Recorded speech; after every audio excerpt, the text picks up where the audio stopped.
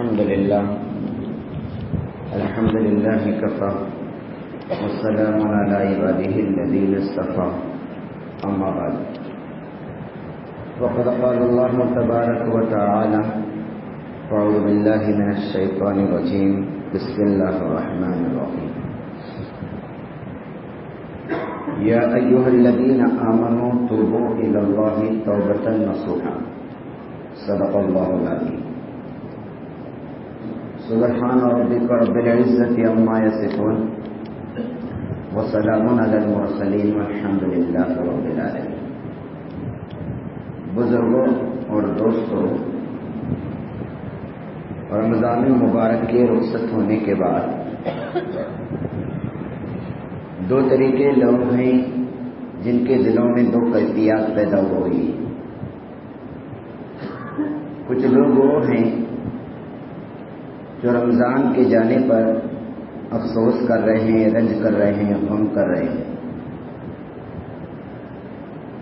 اور کچھ لوگ وہ ہیں جو رمضان کے رخصت ہونے پر جانے پر خوش ہو رہے ہیں. دونوں طریقے کی کیفیات غلط ہیں. رمضان کے جانے کے بعد خوش ہونا بھی غلط ہے، رمضان کے جانے کے بعد غم کرنا بھی غلط ہے.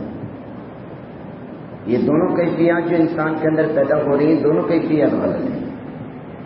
نہ رمضان کا جانا خوشی کا موقع ہے، نہ رمضان کا جانا غم کا موقع ہے. خوش وہ لوگ ہو رہے ہیں جن کو رمضان گرمی کی وجہ سے بہت مشکل لگ رہا تھا، شاپ گزر رہا تھا، جن کے سارے چورچلے دن بھر کے بند ہو گئے تھے، جنہیں گناہوں کے اندر جو مزہ آتا تھا وہ نیکی میں مزہ نہیں مل رہا تھا، جنہیں زبردستی تو کم سے کم مسجد کو آنا پڑ رہا تھا. لوگ کیا کہیں گے؟ ہاں، بوجھ سمجھ کر نماز پڑھ رہے تھے، گھر والوں کے کہنے پر بوجھ سمجھ کے روزہ رکھ رہے تھے. روزہ نہیں بھی رکھوں گا تو مارکیٹ میں جاؤں گا کھاؤں گا تو لوگ تھوکیں گے، لوگوں کی ملامت سننا پڑے گا، جس کی وجہ سے زبردستی روزہ رکھ رہے تھے. دل میں نہیں تھا نماز، زبردستی دوست لوگ آ رہے تھے اور دوستوں کے ساتھ لگ کر زبردستی آ رہے تھے. ان لوگوں کے لیے تو رمضان مصیبت بنا ہوا تھا، ان لوگوں کے تو رمضان پریشانی کا سبب بنا ہوا تھا. وہ انتظار میں تھے کہ کب عید ہوگی اور کب چھٹی ہوگی، کب مسجد سے چھٹکارا ہوگا، کب دن بھر کی کولڈ ڈرنک پینا، یہ پینا، وہ پینا، موج مستی کرنا آسان ہو جائے گا. یہ دن بھر کا منہ اتار کے بیٹھنا یہ مشکل ہے. ان لوگوں کے لیے رمضان مصیبت بنا ہوا تھا، وہ رمضان کے جانے پہ خوش ہو رہے. ایک مجموعہ وہ تھا جو رمضان کے جانے پہ غم کر رہا ہے. کیا مزہ تھا عبادت کے اندر، کیا لذت تھی عبادت کے اندر، کتنا سکون سے رمضان گزر رہا تھا. گرمی ضرور تھی لیکن عبادت میں دل لگ رہا تھا. غم کر رہے ہیں. غم کرنے والے بھی غم نہ کریں، غم کرنے والے بھی رمضان کے جانے پہ غم نہ کرے، کیونکہ رمضان گیا ہے، عبادت نہیں گئی ہے. رمضان گیا ہے، نماز نہیں گئی ہے. رمضان گیا ہے، ایمان نہیں گیا ہے. رمضان گیا ہے، رمضان گیا ہے، رمضان کی برکتی نہیں لی.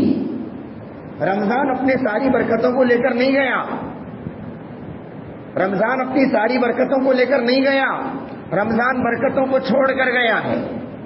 ہاں، وہ 1 کا 70 جو ملتا تھا وہ چلا گیا، نفل کا جو فرض کا ثواب ملتا تھا وہ چلا گیا.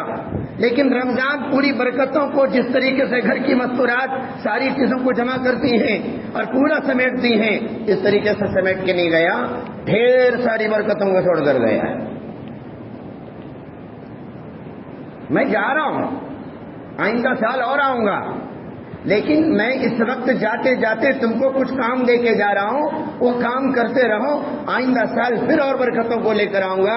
1 سال کی برکتیں تمہیں دے کر جاؤں گا اور آئندہ سال تک وہ برکتوں سے فائدہ اٹھاتے رہو.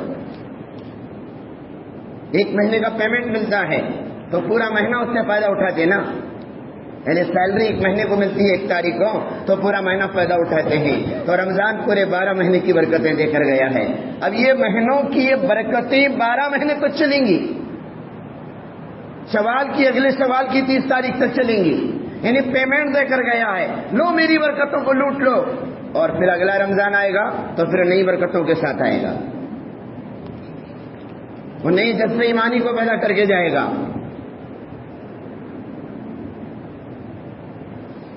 رمضان مسلمانوں کو جھنجھوڑنے کے لیے آیا تھا. رمضان مسلمانوں کو اللہ کی مرضی پر کھڑا کرنے کے لیے آیا تھا. رمضان شیطان سے عداوت اور دشمنی سکھانے کے لیے آیا تھا. اللہ نے 1 مہینہ شیطان کو قید کر کے پریکٹس کروائی تھی کہ شیطان کے حملے کے بغیر عبادت تو کرو کم سے کم. پھر شیطان جب آئے گا تو وہ جذبے ایمانی کو لے کر آگے بڑھو گے تو شیطان تمہارا بال بھی کا نہیں کرے گا. دیکھیں نا, کل کی ظہر کی نماز سے مقتدیوں کی تعداد مسجد میں بالکل کم ہو گئی. نوٹس بورڈ پہ لکھنا پڑ رہا ہے, بالکل چلے گئے. وہ کہاں گئے رمضان کے مسلمان جو ظہر میں روزے کی حالت میں آ کر بیٹھتے تھے, دیر تک مسجد میں بیٹھتے تھے, لیکن ابھی وہ کہاں گئے؟ وہ عصر کے مقتدی کہاں گئے؟ وہ مغرب کے مقتدی روزہ کھول کر جو آتے تھے, مسجد بھرتی تھی, 10 منٹ کا انتظار کرنا پڑتا تھا مقتدیوں کے لیے کہ روزہ کھول کے آ رہے ہیں. وہ کہاں گئے مقتدی؟ وہ تراویح کی نماز 20 رکعت پڑھنے والے مسلمان کہاں ہیں؟ وہ فجر کی نماز میں بیٹھ کر ماشاءاللہ مسئلے سننے والے مسلمان آخر کہاں ہیں؟ پھر رمضان اسی لیے آیا تھا, اس لیے آیا تھا. دونوں کیفیات غلط ہیں. خوش ہونے والے تو غلطی پر ہے ہی, اور غم کرنے والے بھی اس وجہ سے غلطی پر ہیں کہ وہ سمجھ رہے ہیں کہ رمضان چلا گیا عبادت بھی چلی گئی, رمضان چلا گیا اس کے ساتھ تہجد بھی چلی گئی, رمضان چلا گیا اس کے ساتھ ذکر بھی چلا گیا, رمضان چلا گیا اس کے ساتھ عبادتیں بھی چلی گئی.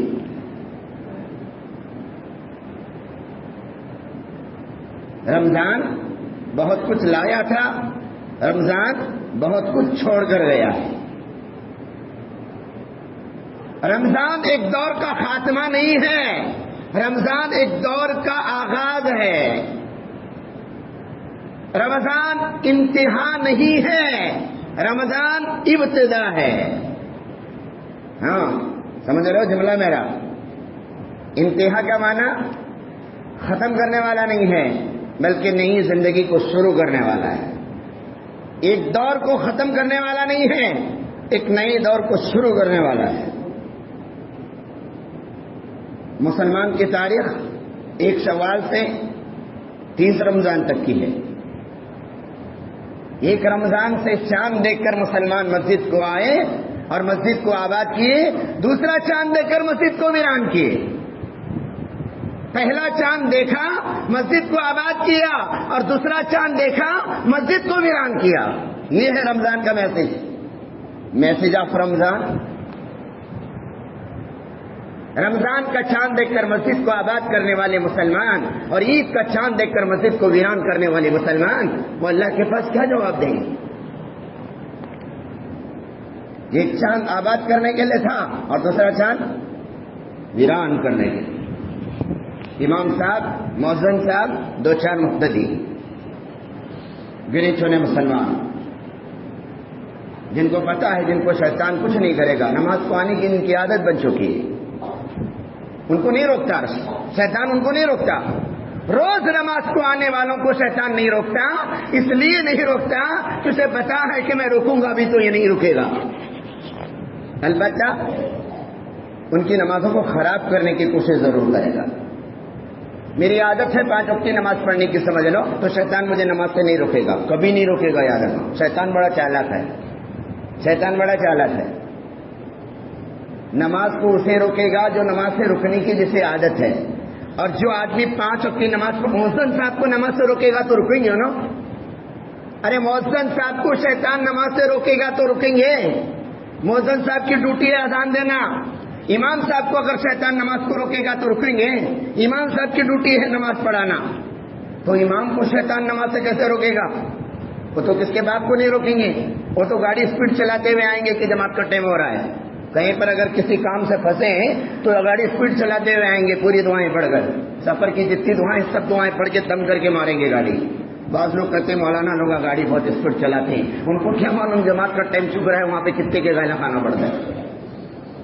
2 منٹ دیر سے گئے، جماعت چھوٹی تو 50 جنے گالا دینے والے گالا سے بچنے کے لیے اسپیڈ مار رہے ہیں گاڑی.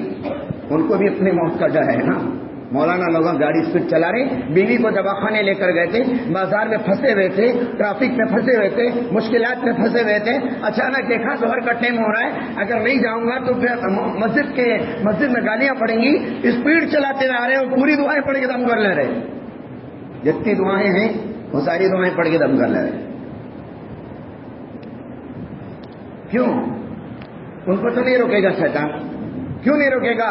کیونکہ امام صاحب کو، مقتدی صاحب کو اور کچھ مقتدیاں ہیں جو 5 وقت کی نماز پڑھنے والے ہیں. شیطان ان کو نماز سے نہیں روکے گا بلکہ شیطان ان کی نمازوں کو خراب کرے گا،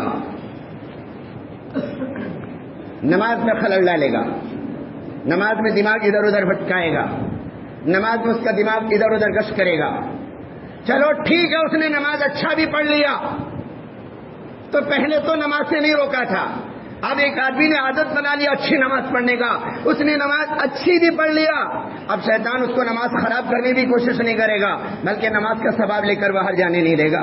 مسجد کے باہر جاتی کسی دوست سے ملاقات ہو گئی، اس نے غیبت کر لی، پورا ثواب ضائع ہو گیا. شیطان تو الگ الگ طریقے کی محنت کرتا ہے. شیطان کا محنت کرنے کا انداز الگ ہے، شیطان کے محنت کرنے کا اسٹائل الگ ہے. شیطان ہر ایک کے ساتھ اس طریقے کی محنت نہیں کرتا جس طریقے کی محنت میں اسے کامیابی نہیں مل پاتی. بڑا چالاک ہے وہ سوچتا ہے کہ یہ محنت کر کے کائے کو ٹائم پاس کرنے کا، انہیں تو چھپنے والی نہیں تو رکنے والا نہیں، چھوڑ دے سے جاتا ہے نماز. ایک اللہ والوں کو تہجد کے وقت سلایا شیطان، اور زندگی بھر تہجد نہیں چھوڑے تھے، تہجد کو سلایا. تو وہ جب تہجد کے بعد اٹھے پورا دن اتنا روئے کہ میری آج تہجد گئی، میری تہجد گئی، اللہ مجھے معاف کر.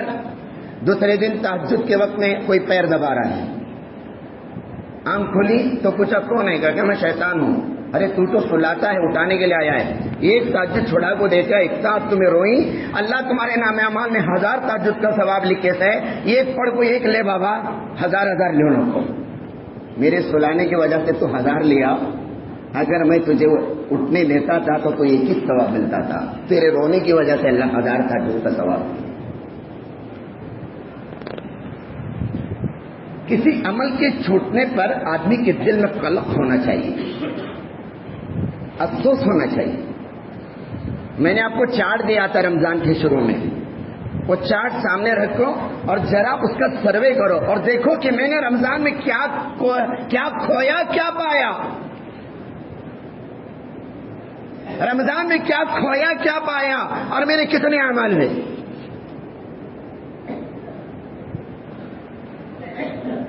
جس کے دل میں چسکا ہے اسے رمضان کے جانے کا افسوس تو ضرور ہے، لیکن میں پھر بھی کہہ رہا ہوں افسوس نہ کرے. رمضان گیا تو ضرور ہے، اپنی برکتوں کو چھوڑ کر گیا ہے، اپنی رحمتوں کو چھوڑ کر گیا ہے. رمضان کے بعد کیا کرنا چاہیے؟ رمضان کے بعد ہمیں 4 کام کرنی چاہیے. رمضان ہمیں 4 باتوں کی میسج دے کر جا رہا ہے، 4 باتوں کا پیغام دے کے جا رہا ہے، 4 بڑے بڑے سبق دے کے جا رہا ہے. اور وہ سبق رمضان کے لے اور اس سبق پر پورا سال چلتے رہے. پہلا سبق رمضان کا، رمضان کا پہلا سبق، رمضان کا پہلا میسج توبہ. رمضان نے ہمیں توبہ کرنا سکھایا ہے، رمضان نے ہمیں سحری میں دعا مانگنا سکھایا ہے، رمضان میں ہمیں افطاری میں ہاتھ اٹھانا سکھایا ہے. ہماری پریکٹس ہو گئی ہے افطاری میں ہاتھ اٹھانے کی، سحری میں ہاتھ اٹھانے کی، توبہ استغفار کرنے کی. رمضان یہ پیغام دے رہا ہے کہ مانگنے والا اللہ کو پسند ہے، مانگنے کی عادت بناؤ، زندگی میں کبھی محتاج نہیں بنو. ارے رمضان کے اندر دعائیں مانگے کہ نہیں مانگے؟ سحری میں مانگے، افطاری میں مانگے، جب روزہ لگا تب مانگے، جب ٹیمپریچر زیادہ ہوا تب مانگے کہ نہیں مانگے؟ اب رمضان کا مہینے کا پہلا میسج توبہ ہے. یا ایھا الذین آمنوا توبوا الی اللہ توبۃ نصوحا، اے ایمان والو مخلصانہ توبہ کرو، اخلاص والی توبہ کرو، راز و نیاز کرو اور اللہ تعالیٰ سے اپنے گناہوں کی معافی مانگو.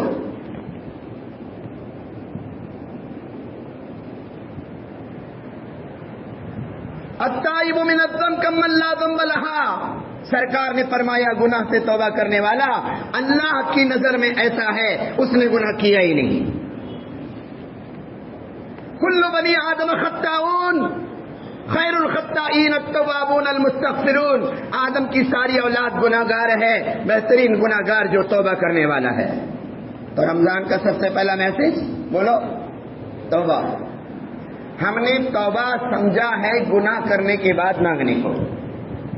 جب آدمی گناہ کرتا ہے تو اس کے بعد رو رو کے مانگنے کو توبہ ہم نے سمجھا ہے. توبہ اسے نہیں کہتے. توبہ کے دو طریقے ہیں. ایک توبہ کا طریقہ یہ ہے کہ جب آدمی گناہ کرتا ہے تو رو رو کے معافی مانگے، تو یہ تو توبہ ہے ہی. رسول اللہ کیوں توبہ کرتے تھے؟ کہ گنہگار تھے نعوذ باللہ. انبیاء نے توبہ کیوں کی؟ کہ وہ گنہگار تھے نعوذ باللہ. صحابہ روز توبہ کرتے تھے صبح شام. تو صحابہ توبہ کیوں کرتے تھے؟ کہ صحابہ نعوذ باللہ گنہگار تھے. اولیاء کرام کا معمول ہے توبہ کرنے کا، دن رات توبہ کرتے تھے، تہجد میں توبہ کرتے تھے. تو اولیاء کرام کے ذمہ کوئی گناہ تھا؟ توبہ کہتے ہیں گناہ ہے تو مٹا دیں، گناہ ہے تو مٹا دیں، ورنہ درجے کو بلند کر دے، مرتبے کو بلند کر دے، اعمال میں نکھار پیدا کر دے، نمازوں میں اخلاص پیدا کر دے. بعض موقع پر توبہ کے لیے ہاتھ اٹھاتے ہیں، پورے گناہ کھلے رہے، ایک بھی گناہ نہیں ہے. اللہ تعالیٰ کہتے ہیں تیرے گناہ تو پاک ہیں، چل اس توبہ کی برکت سے میں تیری نماز میں سکون پیدا کر دیا، میں نے تیری نماز میں جانداری پیدا کر دی، تیرے ذکر میں لذت پیدا کر دی، تیری تلاوت میں حلاوت پیدا کر دی. ایک ہی بار نہ ہونا، روز کیوں نہاتے ہو؟ میں بولا نا بار بار نہاتے ہو نا. ہر نماز کو آتے وقت وضو کرتے ہو کہ نہیں کرتے ہو؟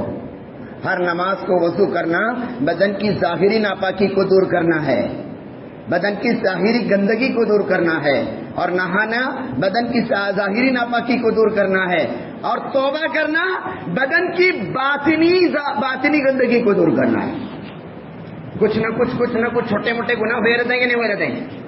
ارے باہر جاتے ہوئے اچانک کسی پر نظر پڑ گئی، غلط ہو گیا، یہ ہو گیا. تو اب روز توبہ کرنے سے وہ جو گناہ ہوئے ہی چھوٹے موٹے ہمارے باہر، ان تمام گناہوں کو توبہ معاف کرتی ہے. جیسے وضو سے چہرہ پاک ہوتا ہے، وضو کرنے سے ہاتھ پاک ہوتے ہیں، وضو اور غسل کرنے سے بدن پاک ہوتا ہے، اس طریقے سے توبہ کرنے سے گناہ پاک ہوتے ہیں.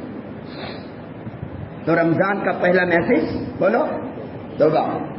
تو عادت ڈالو، ہماری پوری زندگی میں توبہ ہونی چاہیے. صبح شام توبہ کرو. امام کی دعا پر اکتفا کرنا بیوقوفی ہے. ہم امام صاحب جو توبہ کرتے ہیں، دعا مانگتے ہیں، ہماری دعا وہی ہے. امام صاحب جنرل دعا کر رہے ہیں، تمہاری پرسنل دعا کرو نا. کسی نماز کے بعد آپ 2-4 منٹ تک ایکسٹرا دعا مانگو. امام کی دعا تو سب لوگوں کے لیے ہو گئی، لیکن تمہارے پرسنل چیزیں امام کو معلوم نہیں ہے، تم اللہ سے مانگو نا اس کو. انفرادی دعاؤں پر زیادہ زور دو، اجتماعی دعا جو ہے نا وقتی طور پر مانگی جاتی ہے. تو رمضان کا پہلا میسج بولو توبہ. رمضان کا دوسرا میسج تجدید ایمان. رمضان آیا تھا ایمان کو تازہ کر کے چلا گیا. رمضان آیا تھا ایمان کے انوارات کو پھیلا کے چلا گیا. رمضان آیا تھا عیدگاہ میں سارے لوگوں کو اکٹھا کر کے پیغام دے کر گیا، اے مسلمانوں تم عیدگاہ میں جمع ہوئے ہو، تمہارے دلوں میں بھی اتحاد آنی چاہیے. ہم نے تمہارے جسموں کو جوڑا ہے، اللہ ہمارے دلوں کو بھی جوڑ دے. اس لیے مسجد میں نماز پڑھنے سے زیادہ ثواب عیدگاہ میں نماز پڑھنے کا ہے. مسجد میں معذورین کے لیے، وہ لوگوں کے لیے جو عیدگاہ نہیں جا سکتے. اصل میں عید کا پیغام تو عید کی نماز ہے. عیدگاہ میں جا کر کھلے میدان میں پڑھنا ہے، دھوپ میں پڑھنا ہے. اللہ کو نماز پسند ہے. دھوپ میں جانا ہے، کھلے میدان میں پڑھنا ہے، تو وہ جو عید کی نماز ہے اور معذوری نہیں، بزرگ نہیں، عمر رسیدہ ہیں، ان کے لیے مساجد ہے۔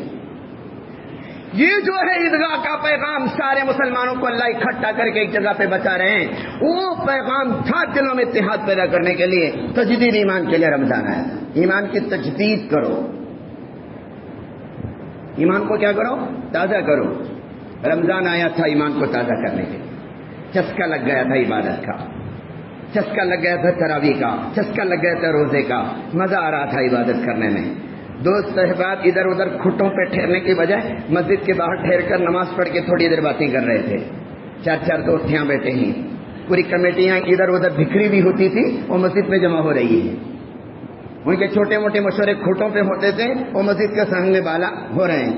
تو ماحول تھا رمضان کے مہینے میں تجدید ایمان، ایمان تازہ کرنے والا مہینہ۔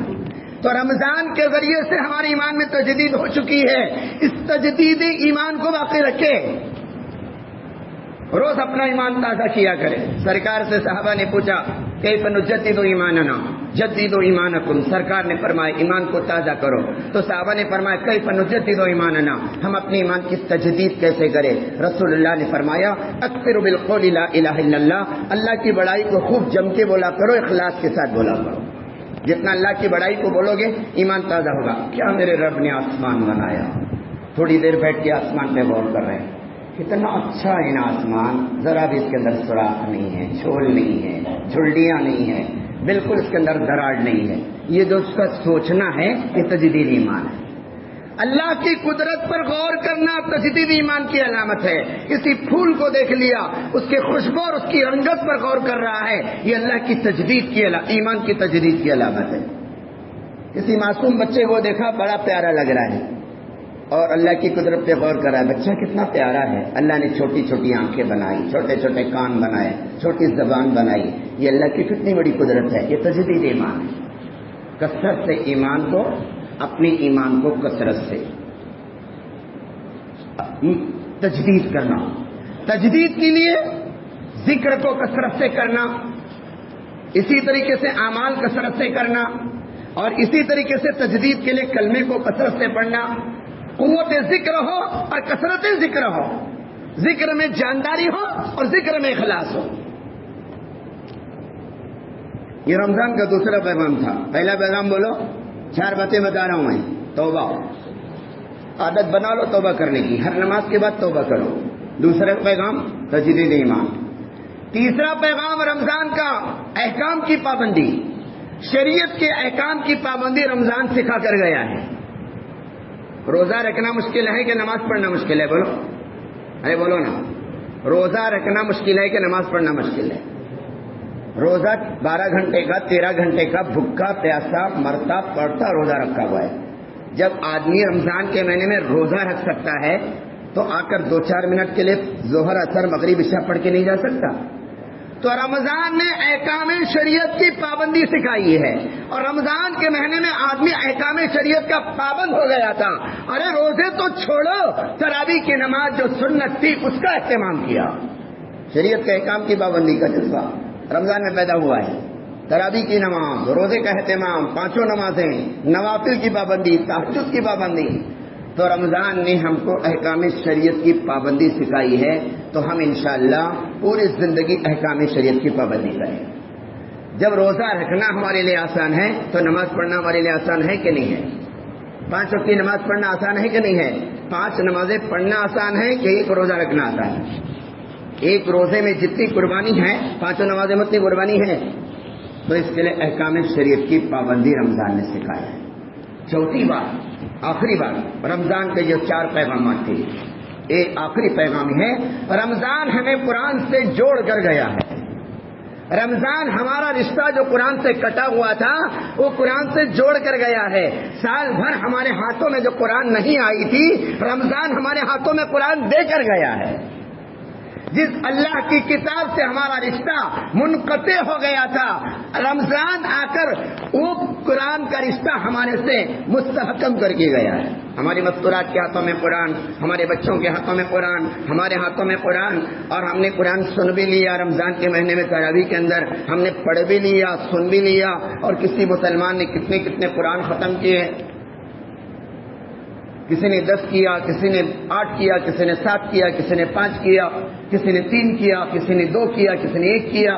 رمضان ہم کو قرآن سے جوڑ کر گیا ہے، تو ہم سال کے 12 مہینے رمضان سے جڑ کے رہیں گے، قرآن سے جڑ کے رہیں گے، کیونکہ رسول اللہ جب دنیا سے جا رہے تھے تو فرمایا ترکت بینکم امرین، 2 چیزیں تمہارے بیچ میں چھوڑ کے جا رہا ہوں، کتاب اللہ و سنتی، ایک اللہ کی کتاب، ایک میرا طریقہ، تمسکم، ان دونوں کو تم مضبوطی کے ساتھ پکڑو، دنیا کی کوئی طاقت تمہیں گمراہ نہیں کرے گی۔